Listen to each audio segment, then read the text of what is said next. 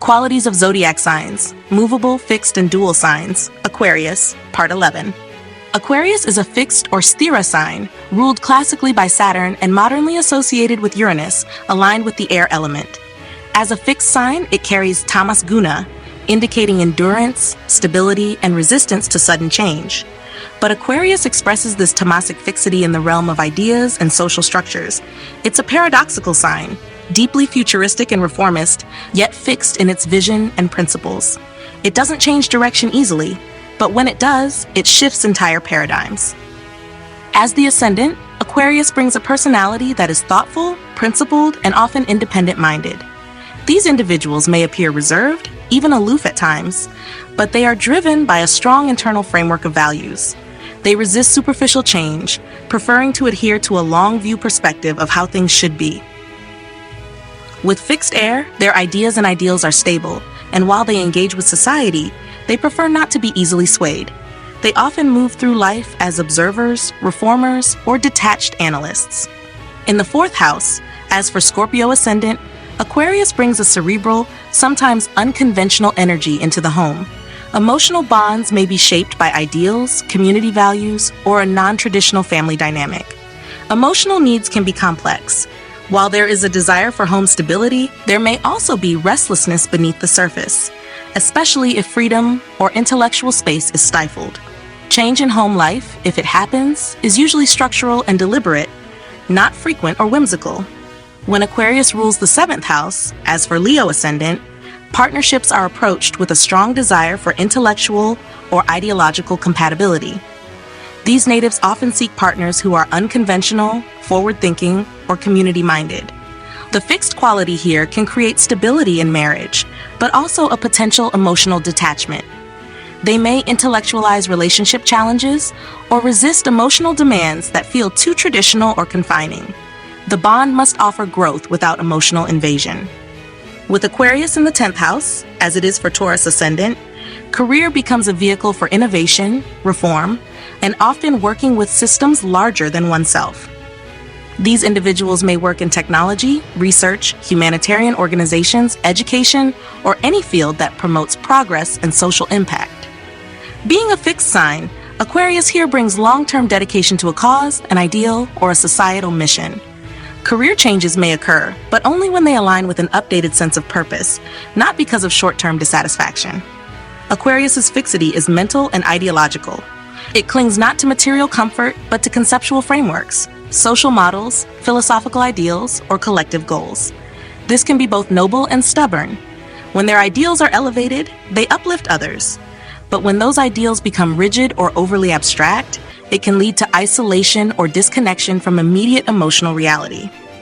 Tamas Guna in Aquarius grounds thought and principle. It slows down impulsive mental shifts and allows the native to commit to social or intellectual movements over time.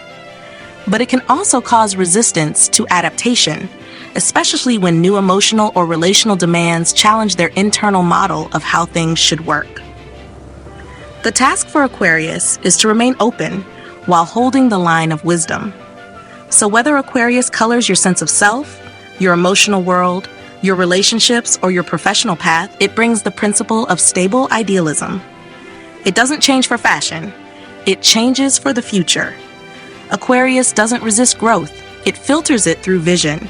And when that vision aligns with the pulse of humanity, it becomes the fixed current in the river of transformation. Changing energies of planets with qualities of zodiac sign. Part 11, Aquarius with conjunctions. Aquarius is a fixed air sign, traditionally ruled by Saturn and associated with Rahu in classical texts, with modern resonance from Uranus. It is governed by Tamas Guna, yet unlike Capricorn's grounded, result-driven inertia, Aquarius holds conceptual stillness, unbudging in vision, often unconventional in execution. Its air element brings intellect and objectivity. Its fixed nature lends perseverance of ideals. Aquarius doesn't rush, but once convinced, it reforms tirelessly. Planets conjoined here take on a detached, future-focused, system-oriented tone. They influence thought leadership, social movements, technology, and ideological disruption, making Aquarius the zodiac's most paradoxical revolution, stable yet progressive, silent yet far-reaching. Sun plus Mercury in Aquarius in the first house creates a cool-headed, rational leader. The Sun defines purpose and visibility. Mercury gives articulation. In Aquarius, their union crafts an individual whose ego is embedded in ideas, not personal glory. They speak with systemic clarity and think with long-term implications. This can form a Vicharadakar yoga, a policymaker, visionary strategist, or reformist author. If afflicted, the native may be emotionally aloof or ideologically stubborn. Moon plus Saturn in Aquarius in the fourth house represents emotional detachment, disciplined into inner maturity. The Moon brings feeling, Saturn stabilizes and restricts. Aquarius intellectualizes both. In the fourth house of heart and home, this pairing may reflect a rational upbringing or emotional responsibility towards society. These individuals become emotionally dependable, but often struggle with private vulnerability. If Saturn is strong and the Moon is waxing, this forms a Shani Chandra yoga with Aquarian overtones, those who shelter others with structured empathy. Mars plus Venus in Aquarius in the fifth house blends passion and aesthetic appeal into a cerebral but magnetic creativity.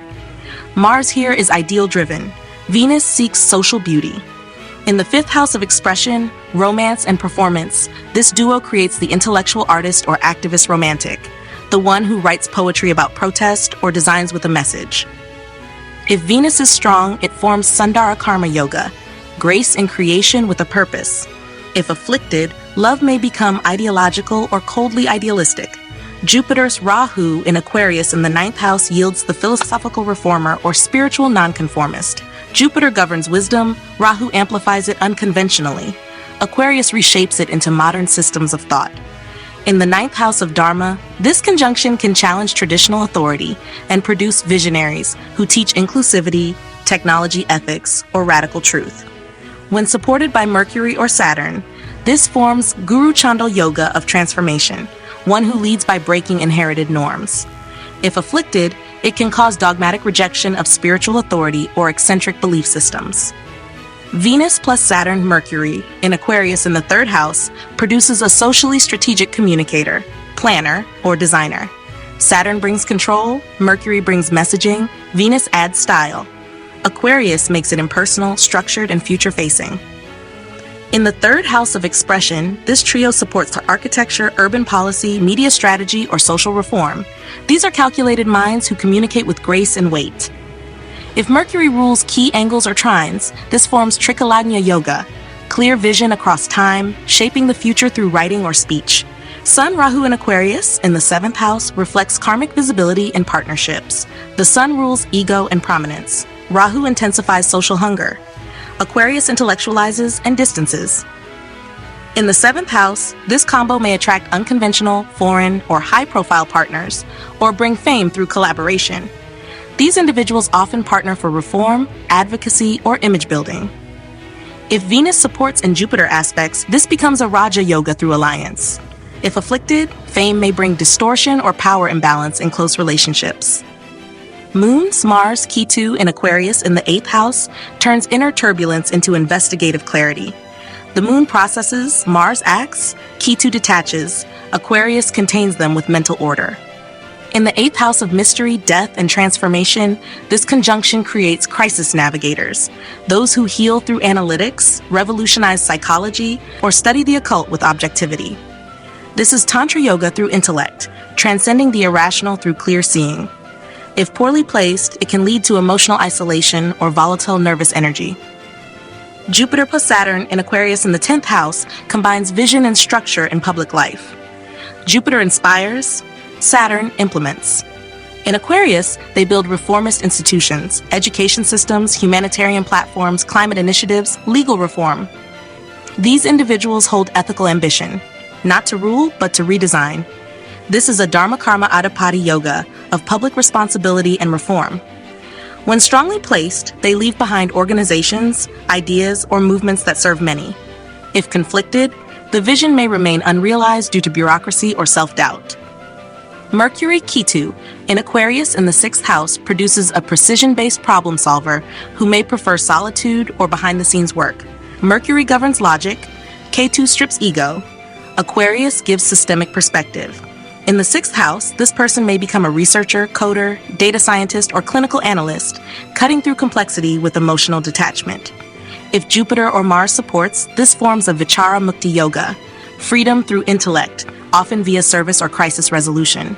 If afflicted, there may be overanalysis or psychosomatic stress. Venus plus Mars Jupiter in Aquarius in the 11th house forms a visionary Mahadana Yoga rooted in collective transformation. Venus attracts networks, Mars mobilizes them, and Jupiter gives noble cause. Aquarius ensures the goal is for society, not self. These are social entrepreneurs, movement builders, fundraisers for systemic change. The native may gain wealth and influence not for luxury, but for infrastructure or revolution. When well supported, this forms Artha Raja Yoga, material success with societal meaning. Saturn plus Ketu moon in Aquarius in the 12th house reflects a soul shaped by karmic solitude, emotional withdrawal, and intellectual devotion. Saturn stabilizes, Ketu severs, moon feels. Aquarius channels this trio into transcendental structures: monasteries, humanitarian NGOs, meditative science. In the 12th house of isolation and release, these individuals work quietly for others' benefit, often sacrificing personal comfort. This is Moksha Karma Yoga, liberation through institutional surrender. If afflicted, it can cause detachment from the body, home, or mother. Conjunctions in Aquarius are not dramatic, they are designed. They prefer systems over sentiment, justice over judgment, and the future over the past. These yogas manifest in visionaries who build structures not just for their generation, but for those to come. If Saturn is well placed and Jupiter strong, Aquarius conjunctions do not merely reform, they rewire. They birth sustainable, ethical legacies that survive revolutions. Where Aquarius lives, the future breathes. And these planetary blends ask one question: what blueprint will you leave behind for a world you may never see? Changing energies of planets with qualities of zodiac sign, Part 11, Aquarius, continued with more conjunctions and yogas. Aquarius is a fixed air sign ruled by Saturn and co-ruled by Rahu. Governed by Tamas Guna, it expresses not through inertia, but through steady ideological conviction and systemic vision. Aquarius doesn't react, it strategizes. It prefers concepts over emotions, structures over chaos, and collective evolution over individual drama. Planets placed here are stripped of personal craving and are redirected toward high-minded reform, technological innovation, and ethical architecture. Conjunctions in Aquarius bring intellect, control, and detachment. They manifest as blueprints, not bursts. Legacies, not trends. Yogas formed here often operate quietly, but their impact ripples far. Sun plus Mercury Saturn in Aquarius in the first house produces a rational, poised personality with long-term influence.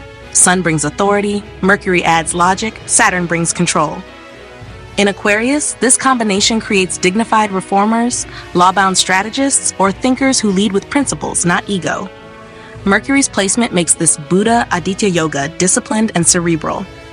These natives often impact institutions, government, or policy, not through force, but through refined structure and enduring logic. Moon plus Jupiter in Aquarius in the 4th house forms a humanitarian version of Gajakasari Yoga, bringing wisdom and emotional poise into one's roots. The moon offers compassion, Jupiter uplifts it with moral clarity. Aquarius channels this into social concern and ethical interiority. These individuals may come from homes of education, service, or community leadership.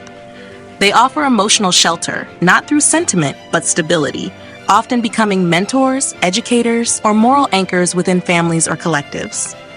Venus-Mars in Aquarius in the 5th house fuses charm and passion into a controlled but electrifying creative expression. Venus seeks harmony, Mars seeks action, Aquarius intellectualizes both.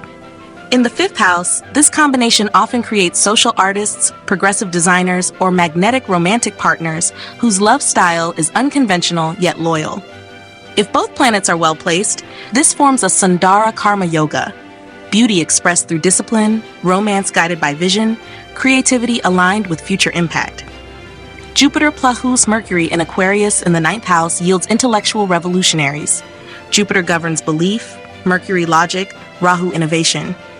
In Aquarius, this conjunction challenges religious or academic orthodoxy with precision and force.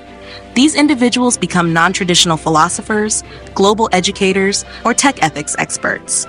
They may develop systems of thought that outlast them.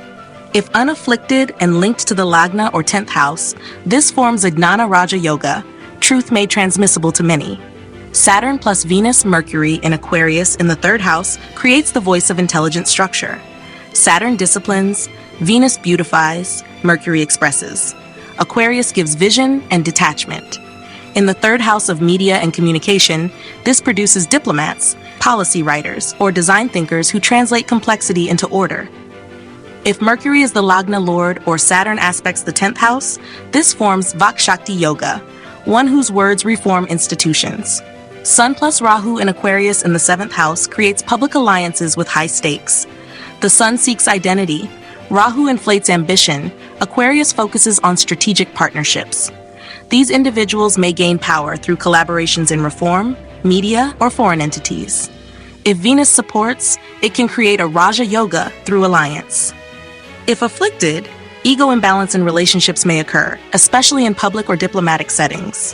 Moon plus Mars, Ketu in Aquarius in the 8th house creates silent emotional intensity and investigative sharpness. The Moon absorbs, Mars activates, Ketu detaches.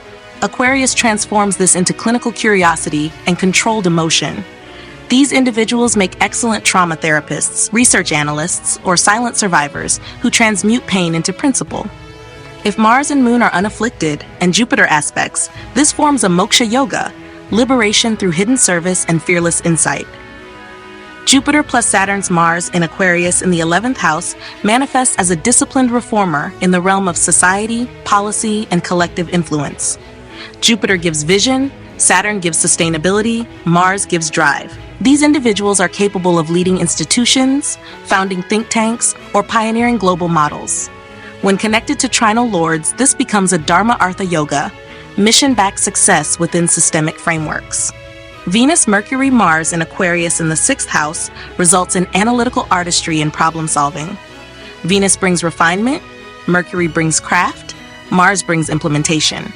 Aquarius integrates it into non-invasive strategy. These individuals may solve crises in design, logistics, or conflict resolution. If Mercury rules key houses, this becomes a Yukti Yoga, artful problem-solving applied to labor, service, or reform.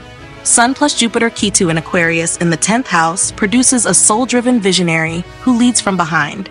The Sun offers ego and identity, Jupiter provides ethics, Ketu removes desire. In the 10th house, this creates ethical minimalists, anonymous philanthropists, or those who hold high office but shun spotlight.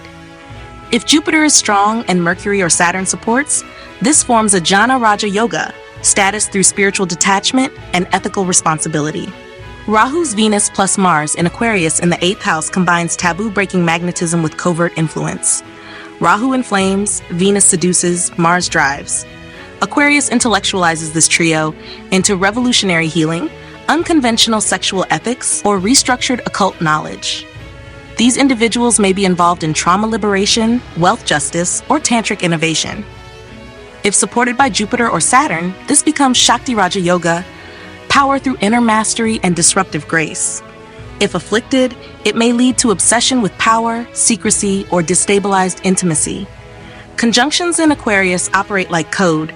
They may not reveal themselves emotionally, but they reprogram realities. The yogas born here often incubate in quiet minds and cold systems, but they ripple out into policy, design, technology, or social revolution. If Saturn is strong and Jupiter clear, Aquarius conjunctions create blueprint builders, those who do not just imagine better worlds, but draft, legislate, and wire them into being. These combinations don't burn with passion. They hum with design. Their question is not, how do I feel? But what structure must replace what's broken?